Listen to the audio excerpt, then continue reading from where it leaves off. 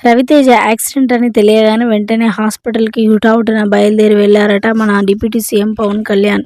ఇప్పుడు వీటికి సంబంధించిన విషయాలు ప్రస్తుతానికైతే సోషల్ మీడియాలో వైరల్ అవుతూ ఉన్నాయి. ఇక డిప్యూటీ సీఎం పవన్ కళ్యాణ్ అలాగే రవితేజ సరదాగా కలిసి ఉంటారు. అప్పట్లో ఒక ఊపు ఊపారు. మంచి సినిమాలతో 'ఈడియట్', 'తమ్ముడు' ఇద్దరు అంటే ఆ హయాంలో వచ్చాయి ఆ సినిమాలు ఎంతగా ఊపారో. ఇక రవితేజకి సంబంధించిన ఏ అప్డేట్ అయినా సరే పవన్ కళ్యాణ్ రిసీవ్ చేసుకుంటాడు. ఇక రవితేజ అంటే కూడా పవన్ కళ్యాణ్‌కి ఎనలేని అభిమానం. ఎక్కువగా కలవనప్పటికీ కూడా సినిమా షూటింగ్ చేస్తున్నప్పుడు ఎక్కువగా కలుసుకుంటారట. ఇక రవితేజ అన్న నాకు చాలా సరదాగా ఉంటాడు. తన జోక్స్ పక్కన ఎప్పుడు ఉండాలి అనిపిస్తుంది. కానీ అలాంటిది కుదరదు కదా! కానీ ఏదేమైనా అన్న ఎంతో సరదాగా ఉంటాడు అందరితో.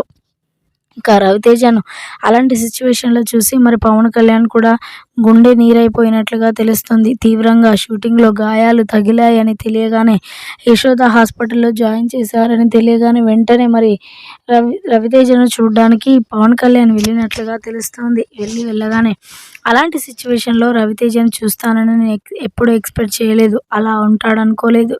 ఎంతో మంచి వ్యక్తిత్వం కలిగినవాడు. ఎందుకలా జరిగిందో మరి షూటింగ్‌లో ఎలాంటిది ఏం మిస్ అయిందో తెలియదు కానీ అలా గాయపడడం నాకు చాలా బాధాకరంగా ఉంది.